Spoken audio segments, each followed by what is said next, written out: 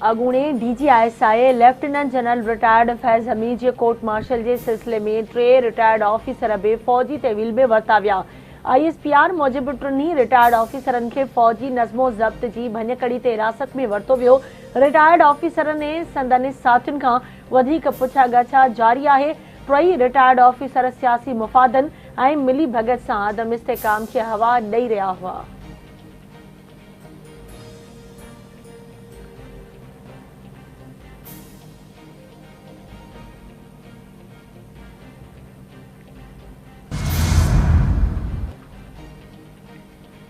PTI बानी जी सहूलियतकारी ते अगूणे deputy सुप्रीडियंट Adiala jail जो नेटवर्क पकड़ियो वियो। अडियाला जेल जे वधीक 2 ऑफिसरन खां पुछागाछ शुरू। ऑफिसरन में अडियाला जेल जो अगूणो डिप्टी सुप्रीडियंट ज़फर ऐं असिस्टेंट नाज़िम शामिल।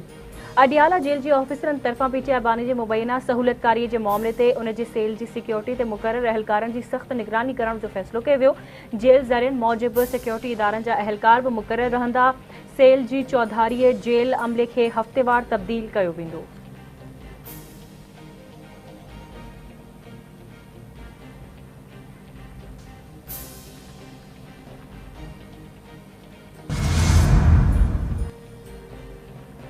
सिंध काबीना Sindh electric power regulatory authority SEPRA कायम करण की मंजूरी ॾेई छॾी।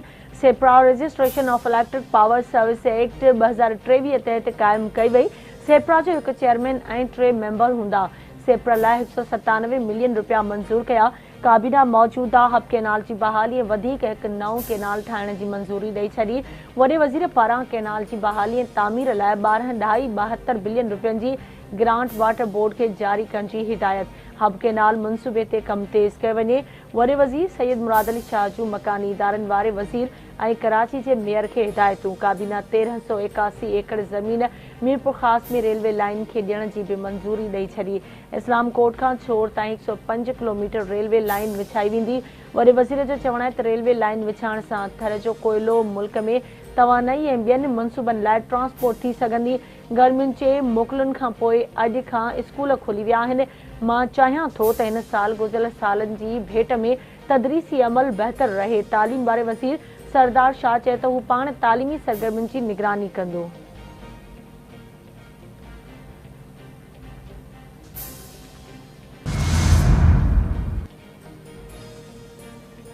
सिंध काबीना 500 मेगावाट सोलर पार्क मांझन लाइ 250 एकड़ ज़मीन ॾियण की मंजूरी ॾेई छॾी। सेंट्रल ज़िले में 612 एकड़ ज़मीन ते 120 मेगा ऐं मलीर में 600 एकड़नि ते 150 मेगावाट सोलर पार्क कायम करण की भी मंजूरी ॾिनी वई। काबीना स्टाम्प ड्यूटी माफ़ करण वारी तजवीज़ मंजूर न कई।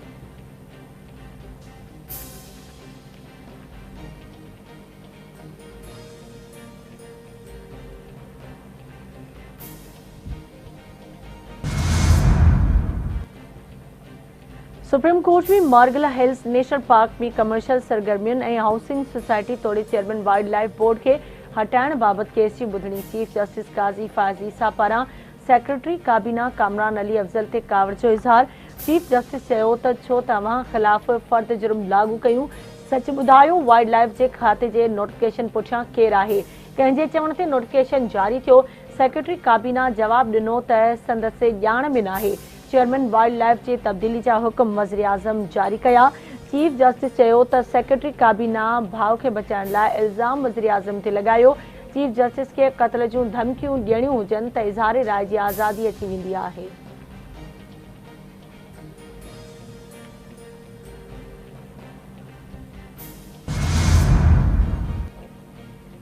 Army chief general Asim Munir पारां यौम आज़ादी के मौके ते पाक फौज के अगुणन फौजियुनि जे मान में आजियाणो। ISPR मौजूद तकरीब में रिटायर फौजी ऑफिसरन ऐं सिपाहियन की वरी अंग में शिरकत। COAS जो रिटायर्ड फौजियुनि के ख़राज तहसीन पेश। आर्मी चीफ पारां फौजी अमलदारनि के लगाव ऐं क़ौम की तारीख़ की जोड़जक में अहम किरदार अदा करण की वाखाण। आर्मी चीफ चैलेंजेस जो मुकाबलो करण लाइ इतिहाद ऐं लचक की बुनियादी अहमियत ते ज़ोर ॾिनो। आर्मी चीफ दुश्मन जी हथ ठोकिन ख़बरुनि ऐं प्रोपेगेंडा के ख़तरनि खां ख़बरदार करे छॾियो। Army chief general Asim Munir चवे थो अगुणनि फौजियुनि मुल्क जे तरक्की लाइ अहम किरदार अदा कयो। क़ौम की अटल हिमायत सां अहिड़ियुनि समूरियुनि साज़िशुनि के नाकाम बणाईंदासीं। शिरपसंद अंसर अवाम ऐं हथियारबंद फौज में विछा पैदा करण की कोशिश कनि पिया।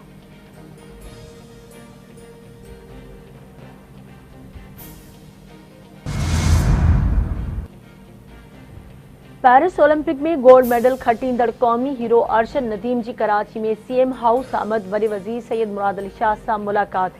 सीनियर सूबाई वज़ीर चर्चिल इनाम मेमन नासिर हुसैन शाह ऐं ॿिया वज़ीर बि मौजूद। वरी वज़ीर सैयद मुराद अली शाह अरशद नदीम खे 50 मिलियन रुपयनि जो चेक इनाम तौरु ॾिनो। खेसि सिंधी अजरक टोपी ऐं शील्ड बि ॾिनी वई। मकानी इदारनि वारे वज़ीर सईद गनी कराची शहर में रोड जो नालो अरशद नदीम रखण जो ऐलान बि कयो। रांदियुनि वारे वज़ीर मोहम्मद बख्श महर पंहिंजे तरफ़ां अरशद नदीम खे चेक पेश कयो। वरी वज़ीर जो चवणु आहे त अरशद नदीम क़ौम जो हीरो आहे। हुन गोल्ड मेडल हासिल करे पाकिस्तान जो नालो रोशन कयो। पूरी क़ौम खे अरशद नदीम ते फ़ख्रु आहे। सिंध हुकूमत अरशद नदीम खे भरपूर सपोर्ट कंदी रहंदी।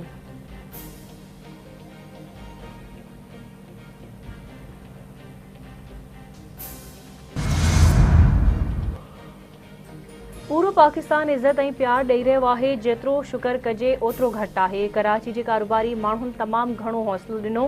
पेरिस ओलंपिक में गोल्ड मेडल खटंदड़ क़ौमी हीरो अरशद नदीम जी गवर्नर सिंध सां गॾु press conference. Governor Kamran Tessori जो चवणु आहे त अरशद नदीम IT सेंटर्स में पढ़ंदड़ ॿारनि लाइ 100 लैपटॉप ॾियण जो ऐलान कयो आहे। कराची जी कारोबारी शख़्सियतुनि अरशद नदीम खे प्लॉट, नक़द इनाम ऐं ॿियनि तोहफ़नि सां नवाज़ियो। सिंध जे माण्हुनि दरख़्वास्त कई त अरशद नदीम सिंध जे मुख़्तलिफ़ शहरनि जो दौरो करे काल्ह 10 करोड़ रुपयनि जी मालियत जा तोहफ़ा अरशद नदीम खे पेश कया विया। सिंध हुकूमत तरफ़ां ऐलानियल 5 करोड़ रुपयनि जो चेक बि अॼु खेसि ॾिनो वेंदो।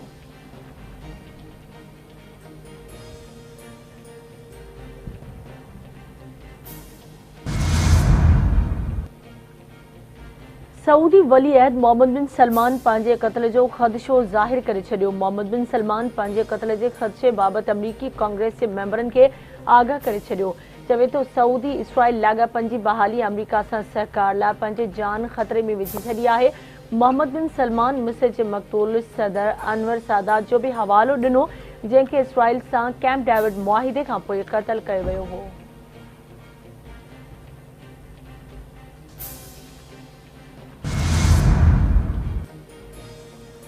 बलूचिस्तान में एहतजाज जो बहानो बणाए बदअमनी पैदा करण जूं कोशिशूं कयूं पियूं वञनि। सिक्योरिटी फोर्सिस दहशतगर्दी जे ख़ात्मे लाइ कोशिशुनि में रुधल आहे, पर रियासत ख़िलाफ़ मुंज़िम साज़िश तहत वाक़िया थी रहिया आहिनि। DC पंजगोर ज़ाकिर बलोच खे बेदर्दी सां शहीद कयो वियो, जंहिं जी मज़म्मत कजे थी।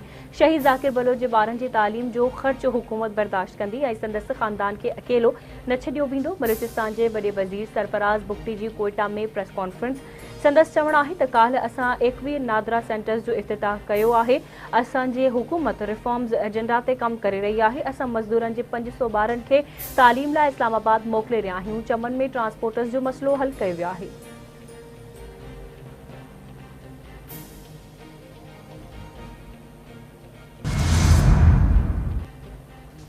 भारत जे यौम आज़ादी खे कश्मीरी अॼु सॼी दुनिया में कारे ॾींहं तौरु मल्हाए रहिया आहिनि। कुल जमायती हुरियत कॉन्फ्रेंस जे सॾ ते भारत जे गैर कानूनी कब्ज़े ख़िलाफ़ वालारियल कश्मीर में हड़ताल मुज़ाहिरा। हुरियत अॻवाननि जो चवणु आहे त कश्मीरी भारत खे हिकु मज़बूत पैगाम मोकिलिन त उहे इन कब्ज़े खे रद्द कनि था। भारत खे वालारियल कश्मीर में पंहिंजो आज़ादी जो ॾिहाड़ो मल्हाइण जो को कानूनी या अख़लाक़ी हक़ नाहे। आज़ाद कश्मीर जे गादी वारे शहर मुज़फ़राबाद में बि कश्मीरियुनि तरफ़ां भारत ख़िलाफ़ एहतिजाजी मुज़ाहिरो कयो वियो।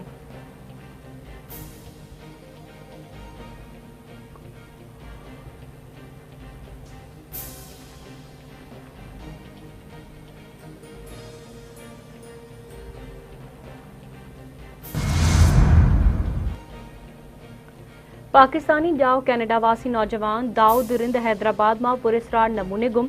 32 वरियनि जो दाऊद रिंद नसीम नगर जे फेज़ 3 वारे इलाइक़े मां गुम थी वियो। वारिस परेशान, नसीम नगर थाणे ते NC दाख़िल।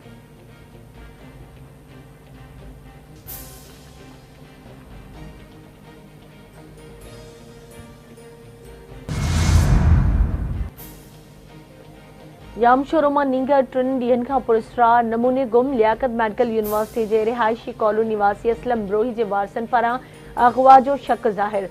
संदसि वारिस पोरियत अब्दुल लतीफ़ ब्रोही ॿुधायो त अंगारे ॾींहुं संदसि पुटु लमसी मार्केट वियो त वापसि न मोटियो, जंहिंजी घणी ॻोल्हा बावजूदि किथे बि ॾस पतो न मिलियो।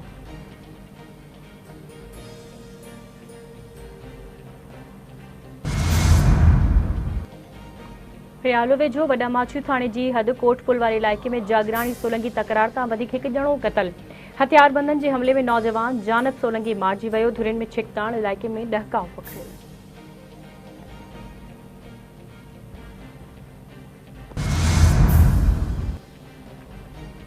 सिंधु दरिया में पानी बहितरनि जी सूरतियाल। गुडू बैराज वटि विचोली ऐं सखर बैराज वटि नंढी ॿोॾि बरक़रार। गुडू बैराज वटि मथां पाणी जो वहिकिरो 3,87,958 क्यूसेक ऐं हेठां वहिकिरो 3,57,646 क्यूसेक रिकॉर्ड कयो वियो। सखर बैराज वटि मथां वहिकिरो 3,89,760 ऐं हेठां वहिकिरो 3,46,640 क्यूसेक रिकॉर्ड कयो वियो।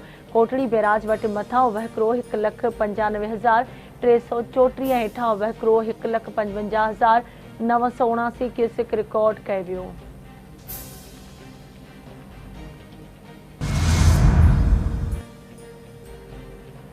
मीरपुर माथेले वेझो कोलाची बिरादरी जी 2 धुरियुनि में पुराणे तकरार तां झेड़ो। हिकु ॼणो क़तल। कलहोड़ा चौकपट झेड़े दौरान साले मोहम्मद कोलाची मारिजी वियो। मक़तूल जे वारसनि जो मीरपुर माथेलो में SSP ऑफिस अॻियां लाश रखी। एहतजाजी धरणो। क़ौमी शाहराह ते रोड ब्लॉक।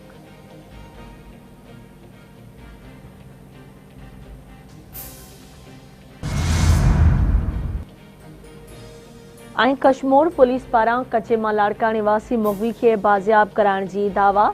SSP मूजिब हाजी खान शरथाणे जी हद कचे मां लाड़काणे वासी एम्बुलेंस ड्राइवर ख़ादिम हुसैन चांडियो खे बाज़ियाब करायो वियो।